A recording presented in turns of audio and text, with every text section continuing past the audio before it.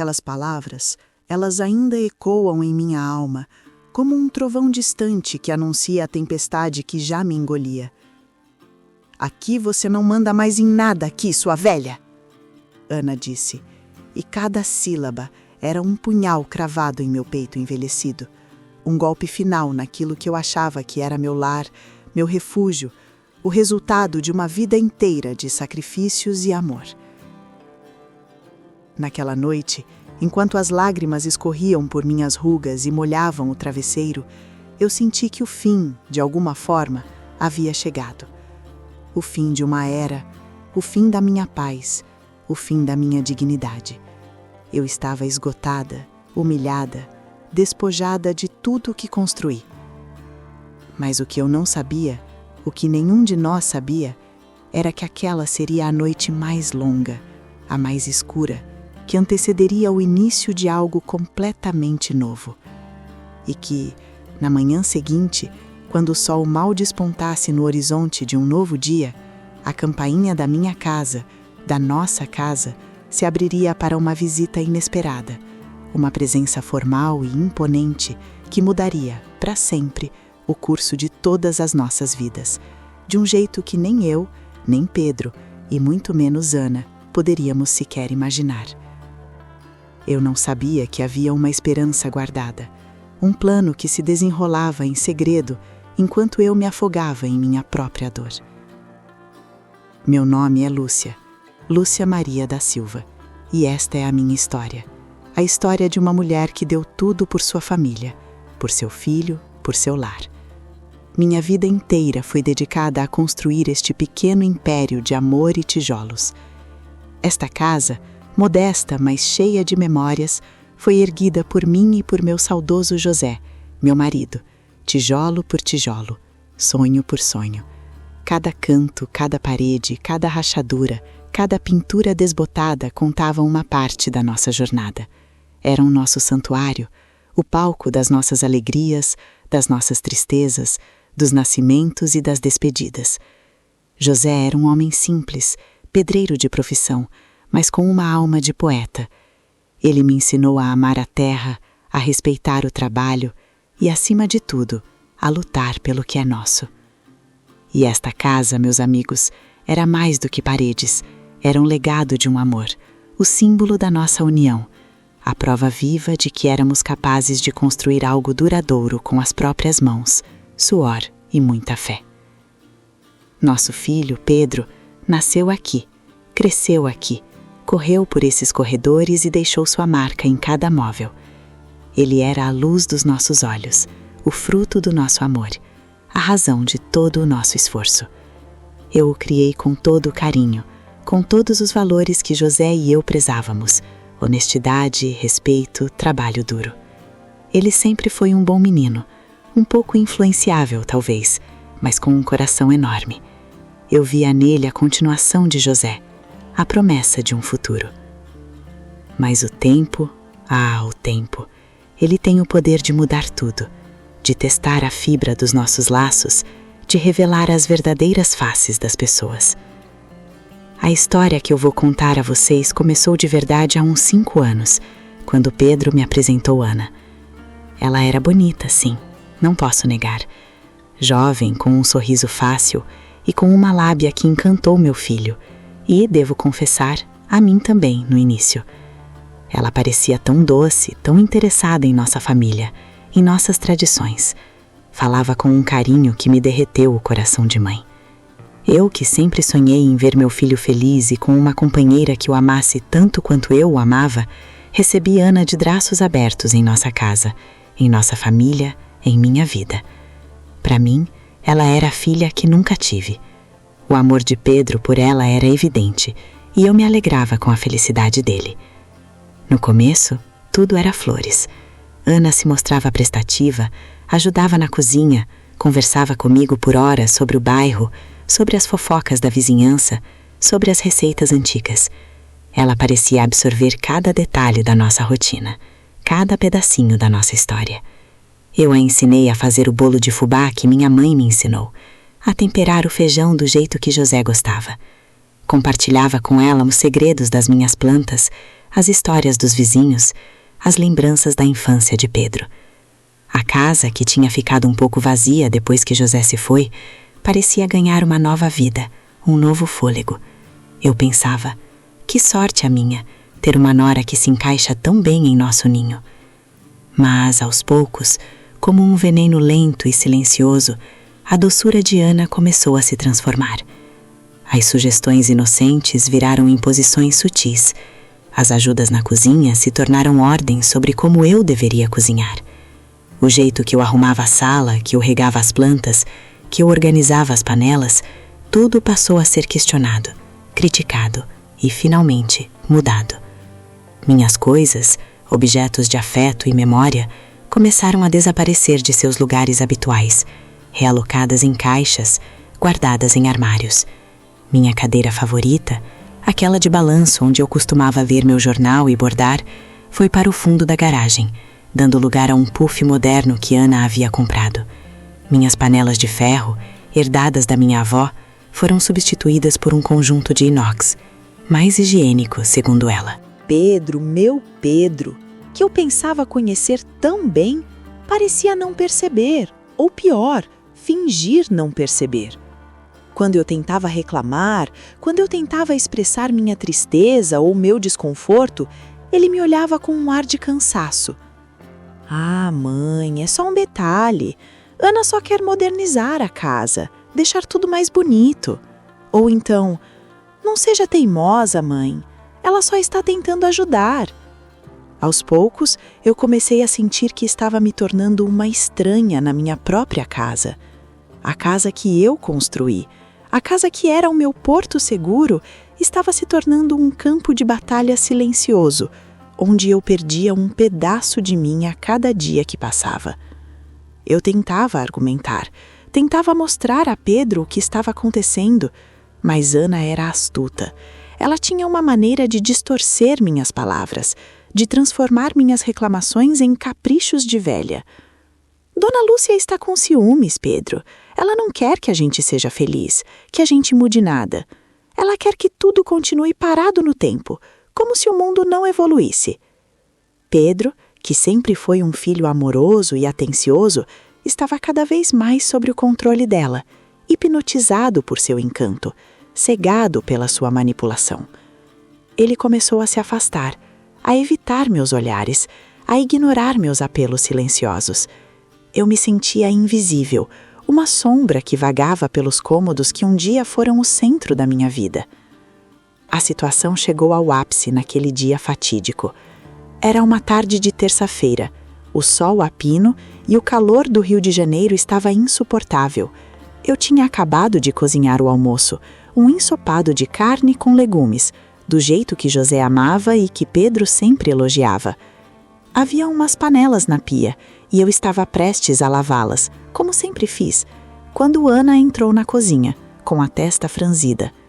Ela tinha acabado de chegar do trabalho, visivelmente irritada com algo, e não era a primeira vez que descontava suas frustrações em mim.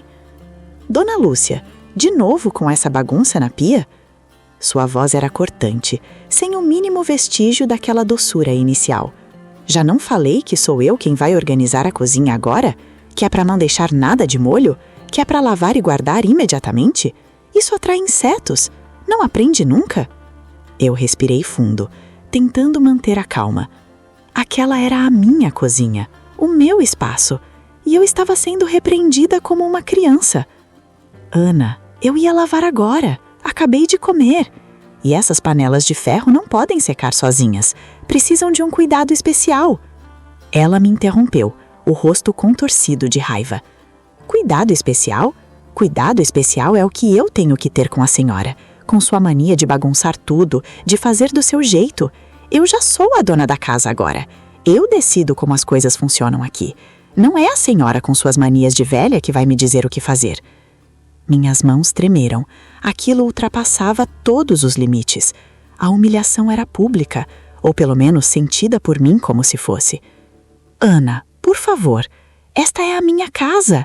Eu só queria ajudar. Eu sempre cuidei de tudo aqui.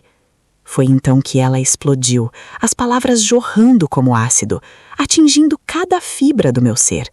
O rosto dela estava vermelho, os olhos faiscavam. Ela se aproximou de mim e eu recuei instintivamente, como se ela fosse me agredir fisicamente. O calor da tarde, a fumaça da cozinha e o cheiro do ensopado se misturavam no ar com a tensão palpável entre nós.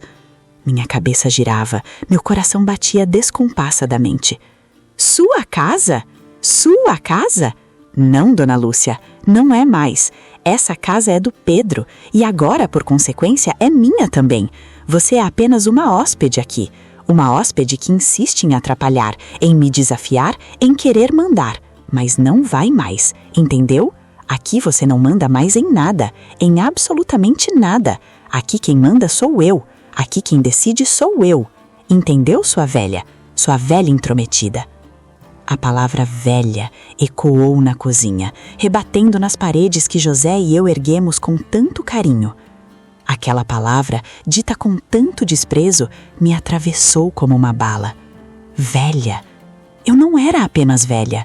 Eu era a mãe de seu marido, a dona de um legado, a guardiã de uma história.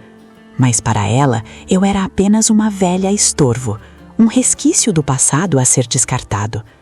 As lágrimas vieram sem permissão, quentes e abundantes, escorrendo por meu rosto marcado pela vida, pela dor, pelo tempo. A dor não era apenas pela humilhação, mas pela traição, pela perda do respeito, pela solidão que se instalava em meu peito. Eu não consegui dizer uma palavra, a voz me faltou, o ar me faltou. Senti como se estivesse me afogando num mar de mágoa. Eu me virei, as pernas bambas, e saí da cozinha sem olhar para trás. Ana continuou resmungando, mas suas palavras se tornaram um zumbido distante em meus ouvidos. Subi as escadas lentamente, cada degrau parecendo pesar uma tonelada. A porta do meu quarto se fechou atrás de mim com um clique seco, um som que selava o meu isolamento. Joguei-me na cama, o rosto afundado no travesseiro, e chorei. Chorei como há muito tempo não chorava, um choro convulso, silencioso, que parecia arrancar a alma do meu corpo. A casa, que antes era cheia de risos e conversas, agora era um silêncio opressor. Eu me sentia diminuída, encurralada. Onde estava meu filho, Pedro? Ele deveria ter ouvido, deveria ter intervindo, mas a porta do meu quarto permaneceu fechada. Ninguém veio, ninguém me consolou, ninguém me defendeu.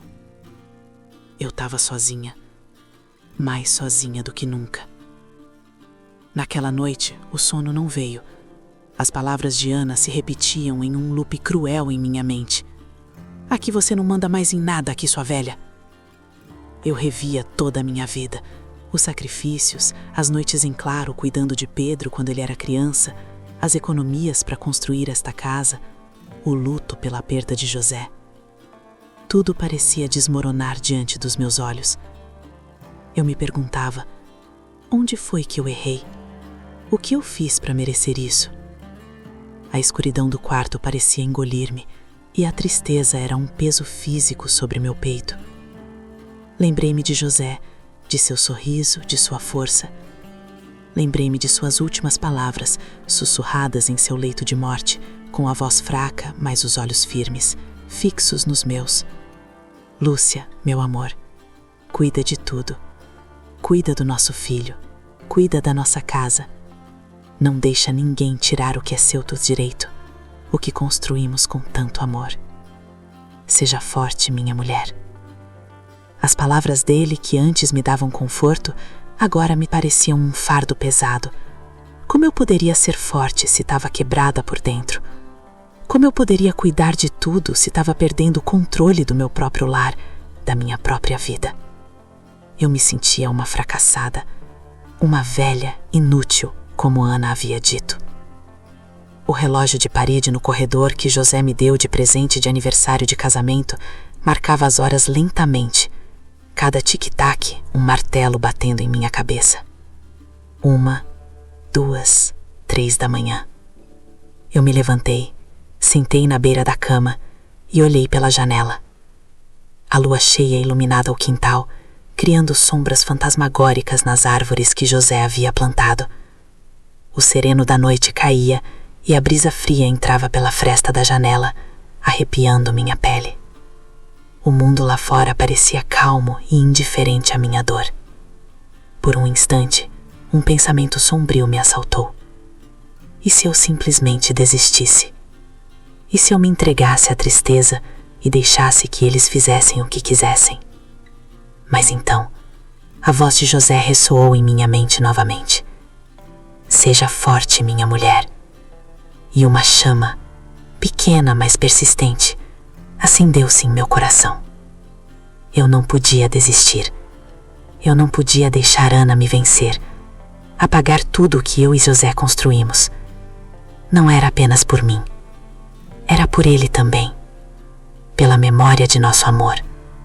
Pelo legado que ele me confiou. Eu me levantei da cama.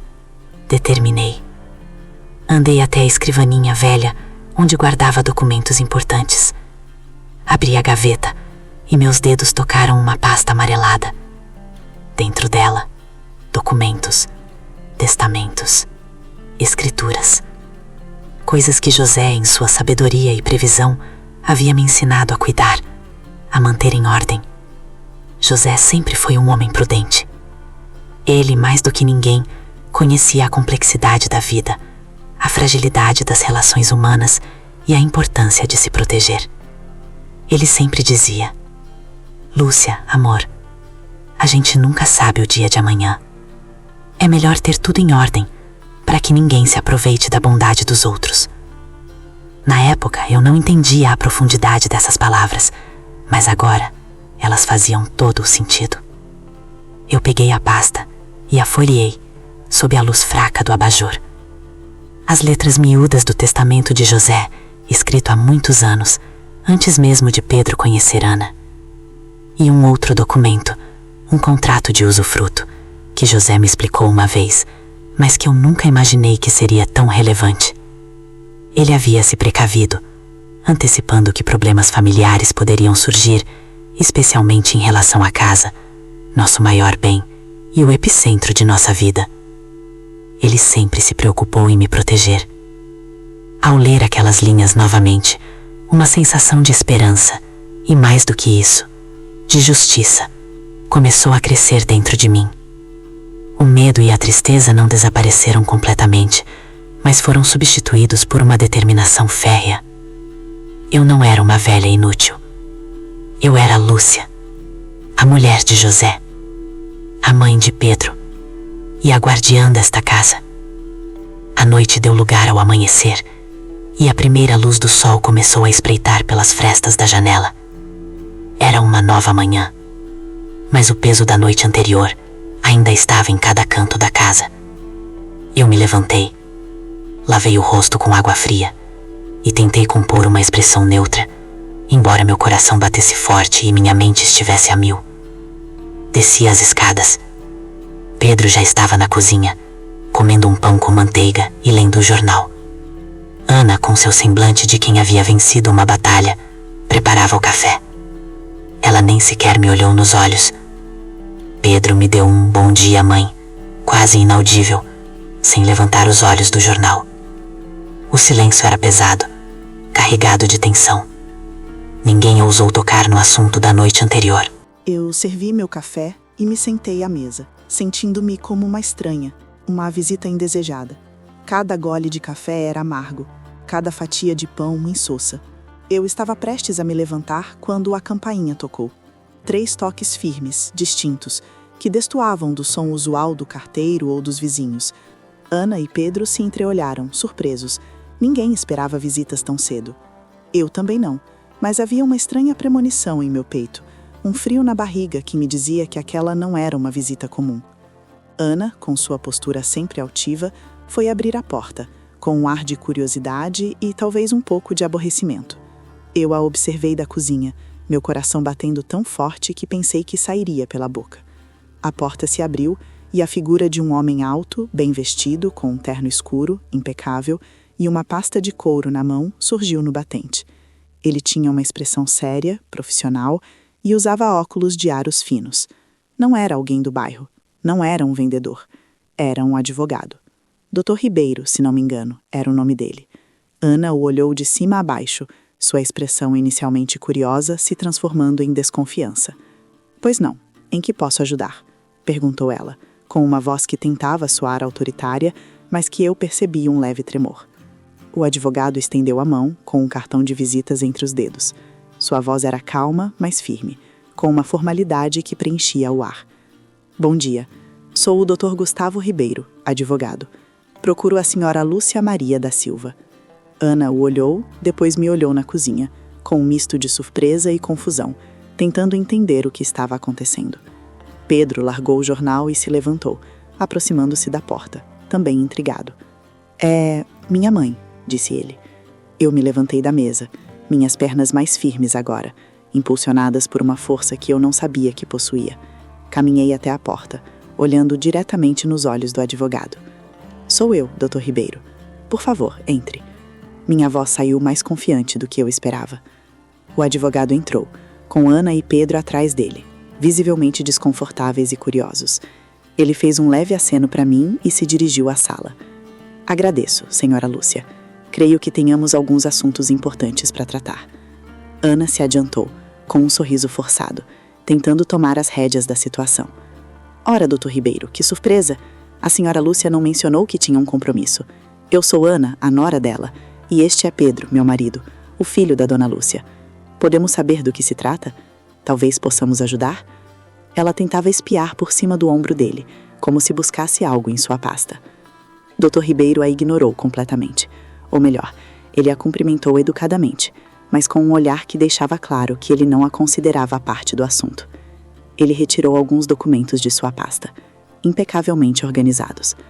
Agradeço a gentileza, mas este é um assunto que diz respeito exclusivamente à senhora Lúcia, e que no momento será tratado apenas entre nós.